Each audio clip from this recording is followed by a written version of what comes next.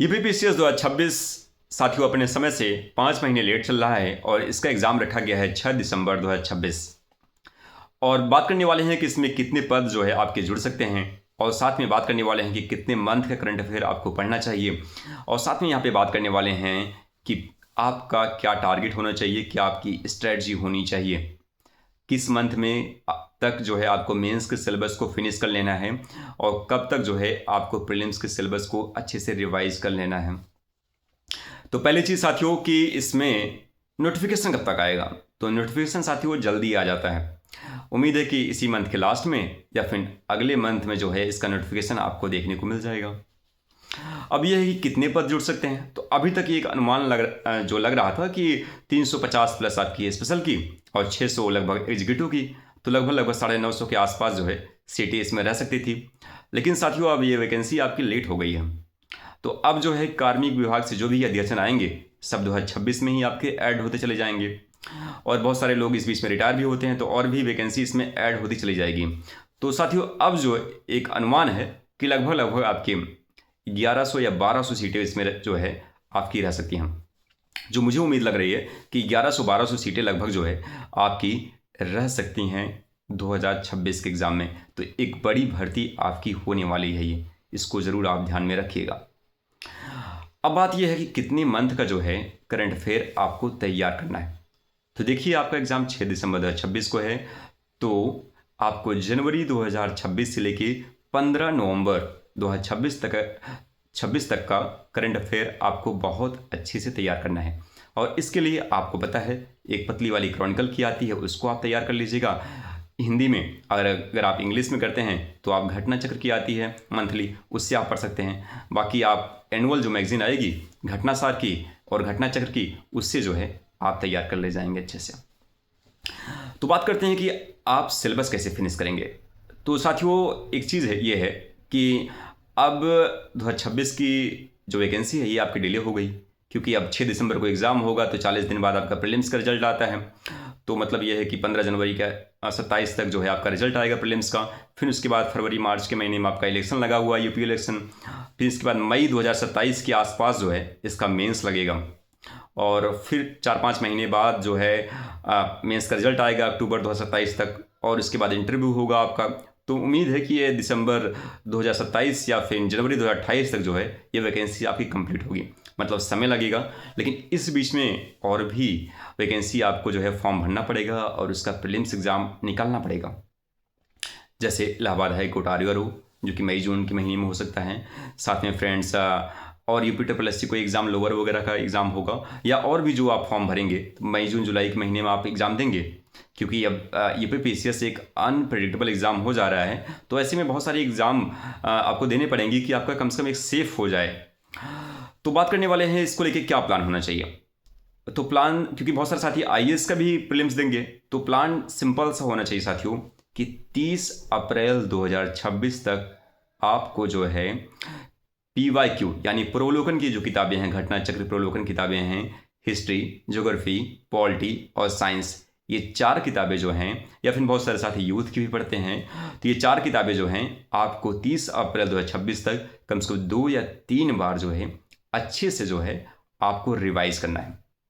ठीक है, अगर 2 या 3 बार आपने अच्छे से रिवाइज कर लिया, तो जो भी एग्ज़ाम आपके मई जून जुलाई के महीने में होंगे, तो चाहे बीपीएससी का प्रीलिम्स हो, इलाहाबाद हाई कोर्ट आर्यर का प्रीलिम्स हो, या फिर नीपी ट्रिपल एस कोई एग्ज़ाम हो, आप आसानी से सभी प्रीलिम्स एग्ज़ाम जो है उसको निकाल ले जाएंगे। ठीक है, कोई दिक्कत नहीं होने वाला, क्योंकि करंट अफेयर आप मंथली जो है तैयार कर ही रहे हैं, तो आसानी से जो है आपका प्रीलिम्स एग्ज़ाम जो है निकल जाएगा। और चीज़ें और लूसेंट भी साथ में जो है पढ़ते रहिएगा। लूसेंट आप थोड़ा बहुत आप जो है तैयार किए रहें, क्योंकि वो फैक्ट की बुक है। अब ये है कि मेंस, क्योंकि मेंस भी तैयार करना है यूपीपीएससी 2025 का, तो मेंस के लिए आपका क्या टारगेट है कि जुलाई 2026 तक आपको कंप्लीट जो है 8 पेपरों का जो है नोट मेकिंग कर लेना है। तो 8 पेपर को जो सिलेबस आप देखिए, उसका नोट मेकिंग करके एक बार जो है जुलाई 2026 तक आप मेंस का सिलेबस जो है देख के जो है आप नोट बना लीजिए। अब क्योंकि जुलाई के बाद जो है आपको कहीं जो है किसी न किसी कोचिंग संस्थान में मेंस की आंसर राइटिंग जो है आपको ज्वाइन करना है। अब मेंस के आंसर राइटिंग ज्वाइन कर लेंगे तो इससे क्या होगा कि जो आपने नोट बनाए हैं, जो आपने पढ़ा है एक बार, तो जब आप आंसर राइटिंग करेंगे तो उससे आपका जो है रिवाइज होता चला जाएगा। और जब आप आंसर लिख के आएंगे और उसके बाद उसका पढ़ेंगे आंसर, तो अपने आप जो है चीज़ें रिवाइज हो जाएंगी। ठीक है, अब ये आता है कि नोट कैसे बनाएंगे, नोट्स कैसे बनाएंगे। तो एक तो नोट्स बनाने का दो तरीका है। तो पहला चीज़ है कि आप PYQ की जो है बुक जो है खरीद के ले आइए। इसमें दृष्टि IAS की बुक हो गई, PYQ की, घटना चक्र की जो है PYQ की जो बुक हो गई। तो ये सब बुक आपको कोई ना कोई एक जो है बुक आप खरीद के लेके आइए, उसको जो अच्छे से पढ़िए कि क्या डिमांड है, क्वेश्चन की डिमांड क्या है, आंसर जो है कैसा होना चाहिए। इन सभी चीज़ों को आप ध्यान से जो है पढ़िए और एनालिसिस करिए। और इसके बाद साथियों किसी कोचिंग संस्थान का जो है आप मेंस का नोट्स लाइए, चाहे दृष्टि IAS को, फिजिक्स वाला को हो, जो भी आपको अच्छी लगे, जिसकी लैंग्वेज अच्छी लगे, उसको आप लेके आइए और उसका जो है अपनी भाषा में, जैसे मान लीजिए GS1 आपने लाया और अपनी भाषा में जो है आप उसका शॉर्ट नोट्स जो है बना लीजिए। ठीक है, और 8 पेपर का जो है नोट्स बनाइए। ठीक है, और नोट्स बना के जो है आप जुलाई तक कंप्लीट किए रहेंगे तो उसके बाद आपका काम बहुत आसान हो जाएगा। क्योंकि अगस्त सितंबर अक्टूबर का जो महीना होगा, खासकर अगस्त सितंबर अक्टूबर, वहाँ पे आप जो है प्रीलिम्स फेज में फिर से घुस जाएंगे। खासकर जो है आपका अगस्त सितंबर अक्टूबर, क्योंकि उधर आपका जो है 90 डेज जो है आपको प्रीलिम्स में देना है। 2026 का प्रीलिम्स के 90 डेज जो है केवल आपको प्रीलिम्स देना है। क्योंकि प्रीलिम्स एग्ज़ाम आजकल कट ऑफ थोड़ी हाई जा रही है, तो उसके सेफ जाने के लिए खासकर सितंबर अक्टूबर और नवंबर का महीना जो है केवल आपको जो है प्रीलिम्स एग्ज़ाम पे फोकस करना है। ठीक है, वहाँ मेंस नहीं पढ़ना है आपको। तो इसके लिए साथियों जुलाई तक जो है आपको मेंस का सिलेबस जो है अच्छे से कंप्लीट कर लेना है, उसका नोट मेकिंग जो है बना लेना है, और मेंस की आंसर राइटिंग जो है आपको ज्वाइन करके रखना है। ये ज़रूर जो अगर आप इतना कर लेंगे तो मेंस का काम आपका लगभग हो जाएगा। और प्रीलिम्स के लिए जो मैंने कहा है उसको ज़रूर आप ध्यान में रखिएगा, फिर आपको जो है प्रीलिम्स एग्जाम में कोई दिक्कत होने वाली नहीं है। हाँ, कुछ किताबें जो कि मैंने आपको टारगेट दिया था, जैसे स्पेक्ट्रम की बुक है, M लक्ष्मीकांत की बुक है, NCERT 11th-12th क्लास की, और तो ये सब किताबें जो है आपको ज़रूर जो है, बेसिक किताबें जो हैं, इसको ज़रूर जो है आपको पढ़ के ख़त्म कर लेना है। क्योंकि यहाँ साथियों डायरेक्ट क्वेश्चन मिलते हैं, डायरेक्ट क्वेश्चन, चाहे इलाहाबाद हाईकोर्ट आर का एग्जाम हो, BPSC के एग्जाम हो, तो ज्योग्राफी के जो NCERT की जो बुक है वहाँ से डायरेक्ट क्वेश्चन जो है देखने को मिल जाता है। और हिस्ट्री के क्वेश्चन जो है बहुत ज़्यादा डेप्थ में पूछे जा रहे हैं। तो ऐसे में साथियों अच्छी किताबें जब आप पढ़ेंगे तो एक कॉन्फिडेंस भी होता है क्वेश्चन को सॉल्व करते टाइम। तो और हिस्ट्री को लेकर मैं साथियों एक अलग वीडियो, नेक्स्ट वीडियो में बात करेंगे कि उसको कैसे आप टाइमलाइन के हिसाब से बहुत अच्छे से जो है याद कर सकते हैं। तो नेक्स्ट वीडियो में इसके बारे में जो है चर्चा करेंगे। तो साथियों जो मैंने आपसे टारगेट कहा है, इस टारगेट को ज़रूर जो है फॉलो करिएगा।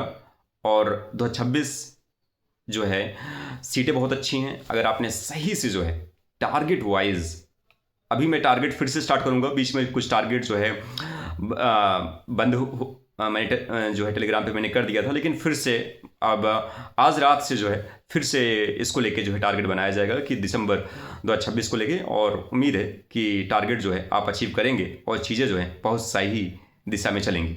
And thank you so much friends. और कमेंट करके आप ज़रूर बताइएगा कि आपको कोई भी चीज़ों की अगर ज़रूरत हो, नोट्स वगैरह का, तो मैं प्रयास करूंगा कि वो चीज़ें जो हैं आपके टेलीग्राम तक जो है ज़रूर पहुँचे। And thank you so much friends, मिलते हैं नेक्स्ट वीडियो में।